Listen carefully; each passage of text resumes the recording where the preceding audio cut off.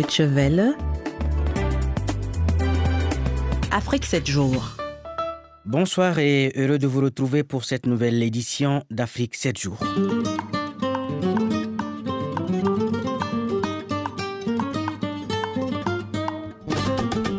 Au menu de ce magazine, il y aura d'abord l'Afro-Presse, la revue de presse des journaux allemands qui vous sera présentée par Kosivi Tchassou.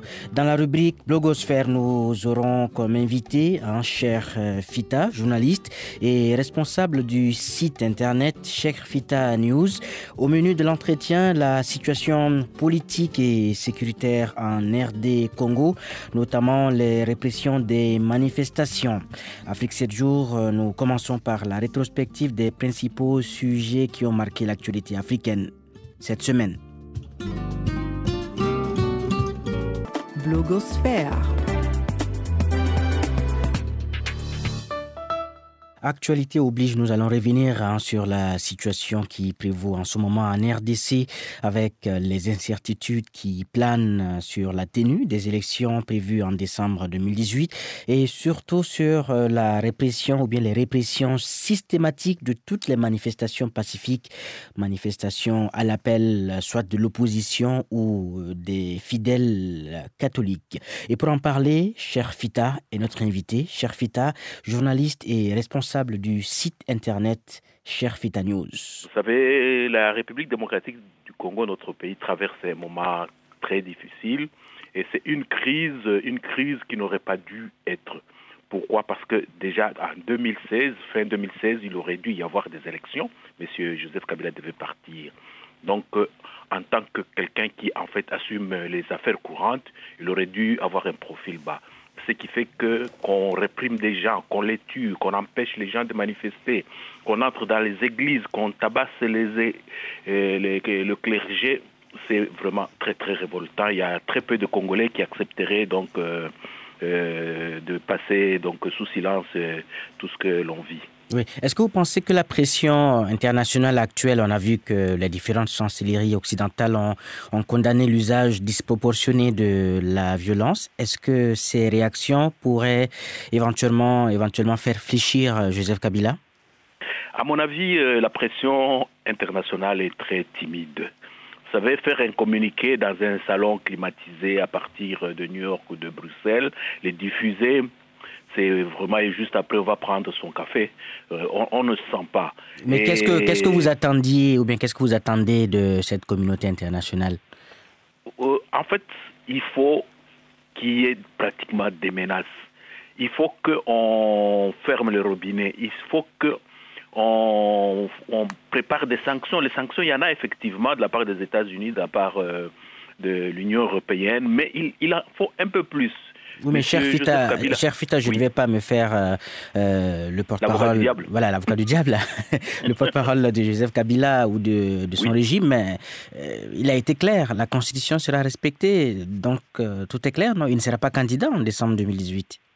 Vous savez, le problème, on aimerait bien le croire, mais depuis 2012, quand il a commencé les concertations nationales, à quel moment est-ce que la parole de M. Kabila et de son régime a été respectée? Le pire, vous le savez très bien, tout le monde le sait, il y a eu des accords qu'ils ont signés, ils ont marché dessus. Vous savez, quelqu'un qui vous a menti, quelqu'un qui renie sa signature, en quoi est-ce qu'en ce moment-ci, on peut le croire? Il avait bien promis les élections fin 2017, il n'y en a pas eu. Et il sait qu'avec le temps, il va faire des subterfuges. En fait, son jeu, c'est quoi? C'est gagner du temps, c'est rester au pouvoir. Ouais, et vous pensez que Kabila nourrit un doux rêve d'organiser un référendum pour faire sauter le verrou qui limite la limitation des mandats? Bon, personnellement, je me dis, il avait eu cette idée-là, mais le contexte politique a tellement évolué qu'aujourd'hui, c'est devenu pratiquement impossible. Parce que le référendum, c'est quoi? Le référendum, c'est un scrutin. Il faut appeler les électeurs. Or, si tu peux faire le référendum, donc tu peux faire les élections. Comment est-ce que tu vas faire le référendum sans faire les élections? Là, il est un peu coincé. Personnellement, je pense que le référendum, il peut déjà oublier, même dans l'opinion publique, ça ne passera pas. Même dans son propre camp, il y a très peu de gens qui vont le suivre. Ce serait quand même un peu suicidaire. Et imaginons que les élections générales aient lieu donc en décembre 2018, les provinciales, les législatives et notamment la présidentielle. À quel scénario vous vous attendiez? Mais vous allez vous attendre? Joseph Kabila candidat ou bien il va proposer un dauphin? Je pense qu'au jour d'aujourd'hui, il est bien obligé, s'il y a élection, il est bien obligé de chercher un dauphin. Parce que pour être candidat, il faut modifier la Constitution. Or, il ne peut plus modifier la Constitution. Pour modifier la Constitution, il y a soit le référendum, soit faire jouer sa majorité mécanique au Parlement. Oui, parlant de dauphin... Oui, parlant de dauphin, la Deutsche Welle a réalisé un article en début de semaine. Plusieurs noms ont été avancés, Oumé Minakou, Ramazani Chadari. Vous pensez vraiment que Kabila pourrait éventuellement prendre l'une de ces personnalités citées par la Deutsche Welle pour éventuellement être son dauphin? En tout cas, à son corps défendant, s'il ne peut pas se représenter, parce qu'il ne peut plus se représenter, parce que souvent les gens disent qu'il va se présenter, mais il ne peut se représenter sur aucune base juridique. C'est ça qui est embêtant. Et comme il ne peut pas se représenter et qu'il veut organiser les élections dans l'espoir qu'il pourrait tricher, il pourrait bien mettre un dauphin. Bon, là, il est libre de choisir qui il veut selon ses critères à lui, mais je pense que pour la population, avoir la gestion calamiteuse du pays depuis 17 ans, je vois mal ce dauphin battre un candidat de l'opposition. Le dimanche 25 février dernier, on a vu que les jeunes du PPRD habillés et avec des bonnets rouges ont menacé, ont perturbé les laïcs catholiques qui manifestaient. Est-ce que vous avez peur de l'intrusion de ces jeunes du PPRD dans l'arène de la contestation? Bon, disons que c'est un scénario à eux. Mais quand on regarde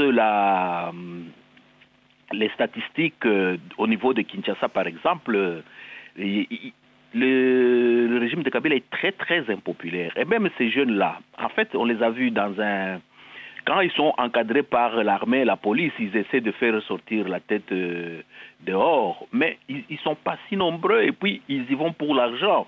Et ils ont peur qu'on les reconnaisse. Il y a une vidéo qui a circulé d'un jeune du PPRD, soi-disant du PPRD. Un certain Pungu, Papou Pungu, c'est ça? Non, pas celui-là. Celui-là, depuis qu'il a fait son scénario, là, il s'est caché, hein, il n'apparaît plus. Vous parlez de Papi Pungu? Oui, on ne le voit plus, il a disparu. Et il y a un jeune dans une cité, là, qui avait été lynché pratiquement. N'eût été un adulte, il aurait même été tué. Donc, ceux qui vont chercher, ceux qui se disent, entre guillemets, du PPRD, en réalité, c'est des gens qui vont chercher l'argent. Vous savez, beaucoup de gens pensent que le PPRD, la majorité présidentielle, c'est un grand parti. Non. Le drame de ce parti-là, c'est qu'il n'y a pas d'idéologie. Et donc, ils vont pour l'argent. Quelqu'un qui est au PPRD, qu'on ne vous trompe pas qu'il croit à une certaine idéologie, il va pour le profit. Et donc, le profit sans risque. Du moment qu'il pense que sa vie peut être en danger, il prend ses dispositions.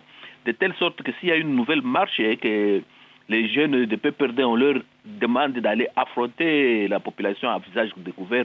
En tout cas, je les vois très mal courageux et entreprendre pareille action.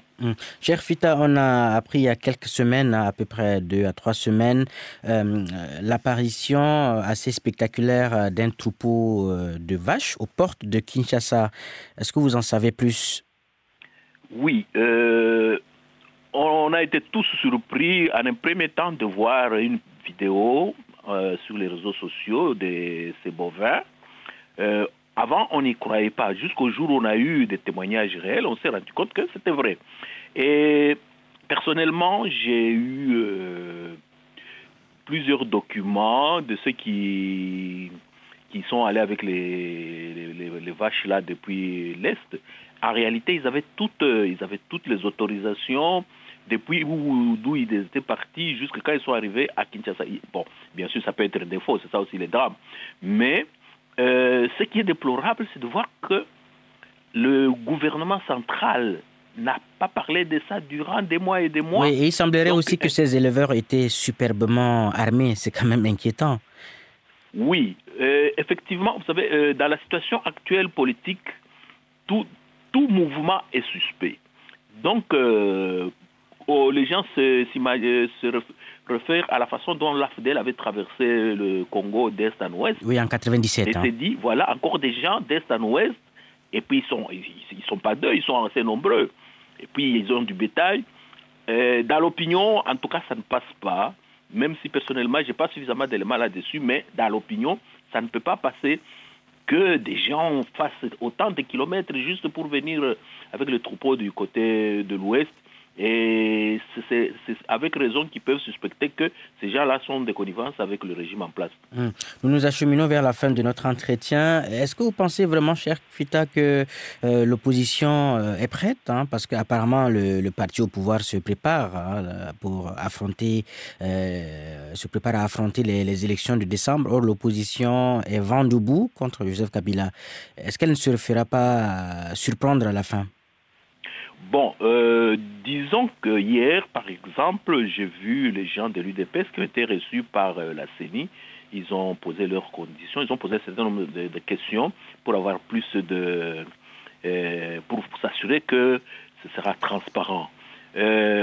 D'abord, à mon avis, l'opposition devrait d'abord être prête, parce que quand on est dans l'opposition, c'est pour arriver au pouvoir. Et on arrive au pouvoir que par les urnes. Si, par mégarde, ils se préparent pour les élections, ce serait une grave erreur. Mais selon les signaux actuels, ça ne bouge pas encore très fort, effectivement. Et il faut reconnaître que les gens du pouvoir, eux, tout ce qu'ils font, tous les scénarios, ils ont ça entre les mains. Donc même préparer les élections, ils se préparent.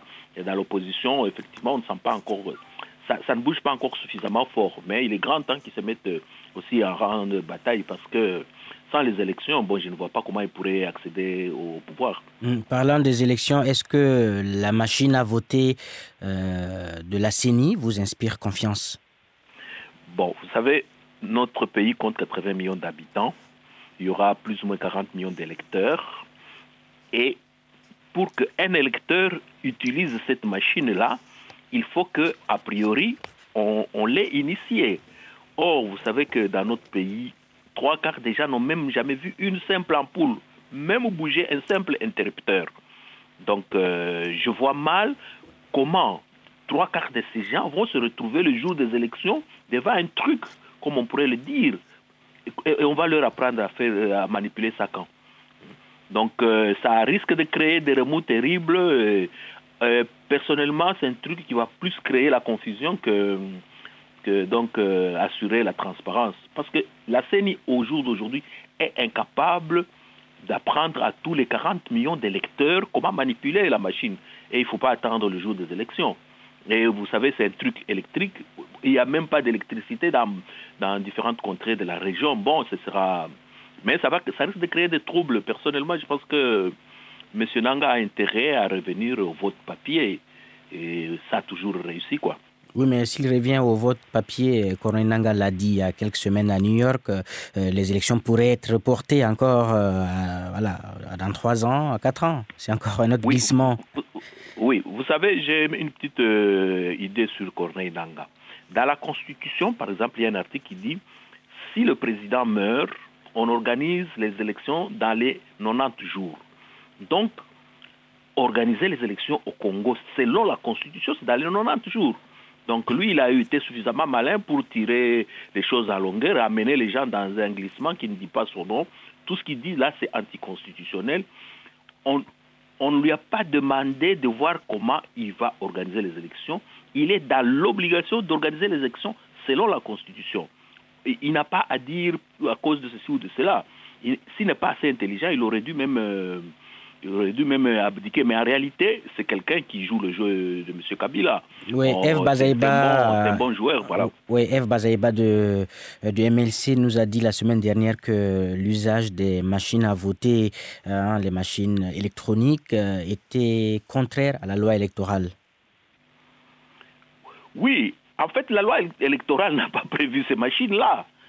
La loi électorale, n'est pas allée dans ce sens-là. Et effectivement, Bazaïba, il est parlementaire, on peut lui faire confiance d'avoir fait remarquer cela. Mais le problème dans notre pays, le problème avec Nanga, c'est que les gens du pouvoir, ils ont tous les leviers du pouvoir entre les mains. Ils ont la radio, ils ont la télévision, ils ont l'armée, ils ont la CENI, ils ont tout. Eh bien, donc, ils font ce qu'ils font. Et ils essayent d'imposer ça aux gens. Mais si on devrait respecter strictement la Constitution, on aurait eu d'abord les élections en 2016 et tout au plus en 2017. Tout ce qui s'est fait, c'est hors Constitution. C'est vraiment ce qu'on appelle un bras de fer. La loi du plus fort, quoi. Oui, la loi du plus fort. C'était à l'instant Cher Fita du site en ligne Cher Fita News. Voilà, c'est sur ces notes du chanteur ivoirien Magic System dans Premier Gaou que s'achève Afrique 7 jours. Et je vous souhaite une excellente fin de semaine. Mais avant, je vous quitte sur ce proverbe africain. La femme est la ceinture qui tient le pantalon de l'homme. À la semaine prochaine.